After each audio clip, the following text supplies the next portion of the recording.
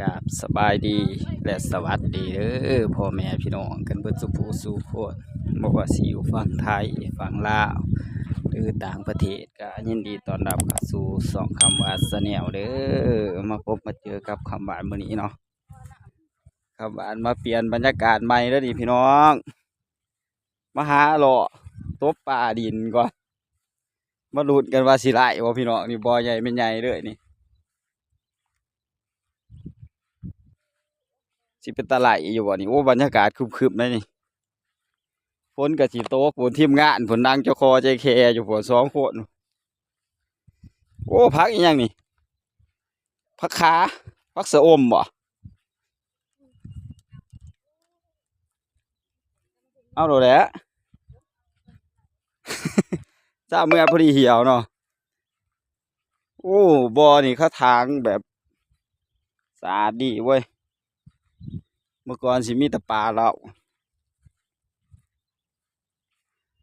าหกนะเมื่อก่อน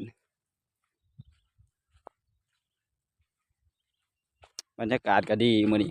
สิครึมๆฝนเด้อพี่น้องบ่ฮู้ว่าฝนสิตกฮับบ่มื้อนี้มาลุ้นกันว่ามื้อนี้สิได้ปลาบ่แต่ว่ามื้อนี้คือมาเงียบแต่ว่าคนก็บ่ค่อยมีว่าบ่อน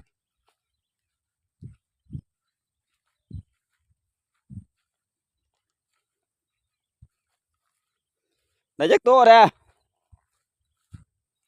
คืออยู่บ่แต่ปลากล้วยเอากระด้างมาฮอดบ่นึกว่ากระด้างโลก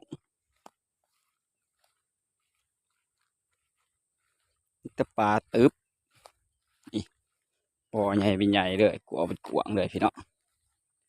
แต่ว่าพ่อแม่พี่น้องเขาอยากมาตบมาได้เด้อบ่อนี่เขาเก็บคันเบ็ดคันละ200เนาะพี่น้องเนาะนี่กล้วยก็มีคันหิวได้กินเลยเด้อเจ้าของบ่ห่วงให้แต่กินบ่ให้เอามื้อนับต้นกล้วยก็ได้ว่ะตัดเอามื้อแก เอ้าจักการคันเบ็ดฮะ3,000 2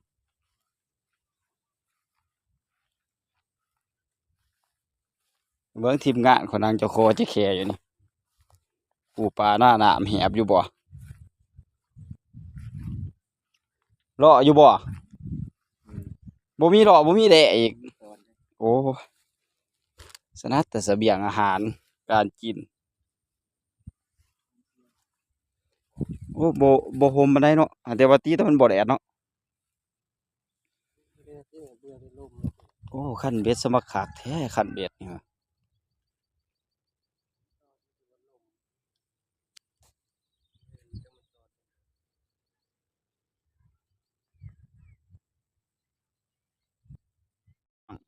มาต่อกันเนาะตอนนี้ทีมงานก็เริ่มเมื่อยแล้วเนาะพี่น้องเนาะฝนก็ตกบ่ได้ปลาเด้อมื้อนี้บ่หมานเด้อเนาะพี่น้องเนาะเพราะว่าอากาศมันเป็นจังไดเนาะมื้อนี้เนาะมืดฟ้ามืดฝนมานี่ทีมงานหากินบ่หมานนี่นี่ได้3 ตัวพี่น้องเอ้ยจะเบิ่งซอยก่อนแน่นี่โอ้ตัวใหญ่เด้นี่อ่าตัวหนึ่งเกือบโลบ่ได้นี่พี่น้องนี่3 ตัวก็โอเคแล้วมื้อนี้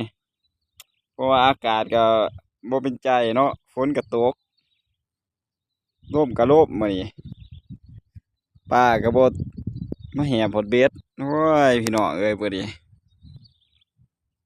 บรรยากาศให้พ่อแม่พี่น้องเขาเบิ่งด้วยกันเนาะ3 ตัวก็โอเคแล้วทีมงานหากินบ่หมานเนาะนี่บ่อบักใหญ่เลยนี่พี่น้อง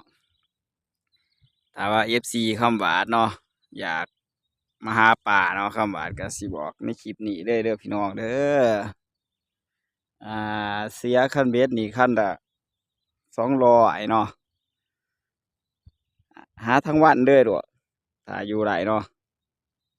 ปลาเอาออกเต็มที่ถ้าได้เนาะแต่มามื้อนี้เนาะอากาศบ่ดีคำหวาดบ่ได้เลยปลาบ่มานอีกฝากพ่อแม่พี่น้องเขาเนาะเม่นกันเข้ามาว่ารับชมอยู่จังหวัดใดแหน่ประเทศใดแหน่เนาะคำหวาดก็อยากรู้ FC คำหวาดอยู่ประเทศใดแหน่เนาะเม่นกันเข้ามาเด้อพี่น้องเด้อ ก็ขอบุญขอบคุณพ่อแม่พี่น้องกันเบิดสุปูสู่คนที่เข้ามารับชมเบิ่งคลิปคำหวาดแล้วก็กดติดตาม2คำหวาดเนาะก็ขอให้ FC คำหวาดมีแต่ความสุขกายสบายใจกันเบิดสุปูสู่คนเด้อใครที่เข้ามาชมคลิปนี้เด้อก็ขอให้ทุกท่านมีแต่สุขภาพเข้มแข็งร่างกายแข็งแรงตลอดปีตลอดไปอย่าเจ็บอย่าจน ปรารถนาสิ่งใดก็ขอให้สมความมุ่งมา่ปรารถนาเด้อพี่น้องเด้อคำว่าก็สิได้จบคลิปไปก่อนแล้วสบายดีสวัสดีเด้อพ่อแม่พี่น้องกันเบิดสุขผู้สู่คน